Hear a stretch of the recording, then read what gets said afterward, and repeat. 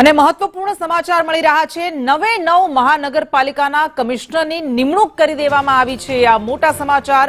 નવી જે નવ મહાનગરપાલિકાની આજે રચના કરવામાં આવી એ તમામ મહાનગરપાલિકાના મ્યુનિસિપલ કમિશનરની રચના કરાઈ છે। મ્યુનિસિપલ કમિશનરની નિમણૂક કરાઈ છે। મોરબી મ્યુનિસિપલ કમિશનર તરીકે સ્વપ્નિલ ખારે, આણંદ મ્યુનિસિપલ કમિશનર તરીકે મિલિંદ બાપનાની નિમણૂક કરવામાં આવી છે। નડિયાદ મ્યુનિસિપલ કમિશનર તરીકે મિરાંત પરીખની નિમણૂક કરવામાં આવી છે। આ મોટા સમાચાર મળી રહ્યા છે। વાપી મ્યુનિસિપલ કમિશનર તરીકે યોગેશ ચૌધરીની નિમણૂક કરવામાં આવી છે, તો મહેસાણા મ્યુનિસિપલ કમિશનર તરીકે રવિન્દ્ર ખટાલેની નિમણૂક કરવામાં આવી છે। નવે નવ મહાનગરપાલિકાઓ જે નવી અસ્તિત્વમાં આવી છે તે નવે નવ મહાનગરપાલિકામાં મ્યુનિસિપલ કમિશનરની નિમણૂક કરી દેવામાં આવી છે।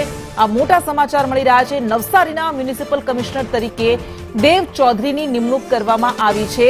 આ સમાચાર મળી રહ્યા છે। એટલે આજના જ દિવસમાં આ તમામ નવે નવ મહાનગરપાલિકાના મ્યુનિસિપલ કમિશનરની નિમણૂક, પોરબંદરના મ્યુનિસિપલ કમિશનરની પણ નિમણૂક કરી દેવામાં આવી છે। નડિયાદ મ્યુનિસિપલ કમિશનર તરીકે મિરાંત પરીખની નિમણૂક કરવામાં આવી છે, તો મોરબીના કમિશનર તરીકે મોરબીના મ્યુનિસિપલ કમિશનર તરીકે સ્વપ્નિલ ખારેની નિમણૂક કરવામાં આવી છે। આણંદના મ્યુનિસિપલ કમિશનર તરીકે મિલિંદ બાપનાની નિમણૂક કરવામાં આવી છે, જ્યારે મહેસાણાના મ્યુનિસિપલ કમિશનર તરીકે રવિન્દ્રની નિમણૂક કરવામાં આવી છે। આ નવી નવ કોર્પોરેશન જેની આજે જાહેરાત કરવામાં આવી હતી, કેબિનેટની બેઠકમાં નિર્ણય લેવામાં આવ્યો હતો।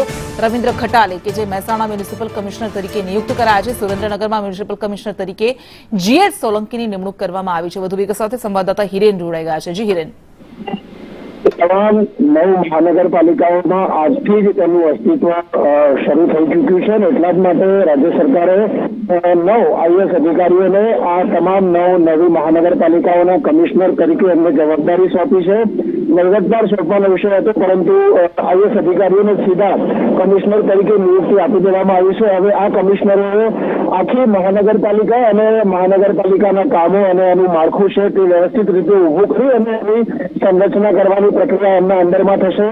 આ સાથે મહાનગરપાલિકાનો જે વિસ્તાર નિશ્ચિત થયેલો છે એ મહાનગરપાલિકાનો નિશ્ચિત વિસ્તાર છે એને નોટિફાઈ કરવાનો, ત્યાં વોર્ડ રચના કરવાની, એની સીમાંકન રચના કરવાની, આ બધું જ સ્થાનિક જિલ્લા કલેક્ટર સાથે સંકલનમાં રાખી અને મહાનગરપાલિકાની કામગીરી છે પૂર્વવત થાય એ પ્રકારની પ્રક્રિયા આ કમિશનરોની પહેલી જવાબદારી રહેશે। 8 થી 9 મહિના અથવા તો 1 વર્ષની અંદર આ સંપૂર્ણ પ્રક્રિયા પૂર્ણ થઈ જાય તો આવતા વર્ષે એટલે કે 2025ના અંતમાં અથવા તો 2026ની શરૂઆતમાં આ તમામ મહાનગરપાલિકાઓમાં ચૂંટણી યોજાઈ અને નવી રાજકીય બોડી પણ પોતાનું સ્થાન ગ્રહણ કરે પ્રકારની શક્યતા અત્યારે દેખાઈ રહી છે। પ્રાથમિક તબક્કે આ તમામ 9 આઈએએસ અધિકારીઓ અને એમના નીચેનું કેડર છે એ હવે તેમને નિયુક્ત કરવામાં આવશે। એમણે મહાનગરપાલિકાનું માળખું અસ્તિત્વમાં લાવવાનું અને મહાનગરપાલિકાનું ફંક્શનિંગ શરૂ અત્યારથી જ કરવા માટેની સૂચના આપવામાં આવી છે। આભાર।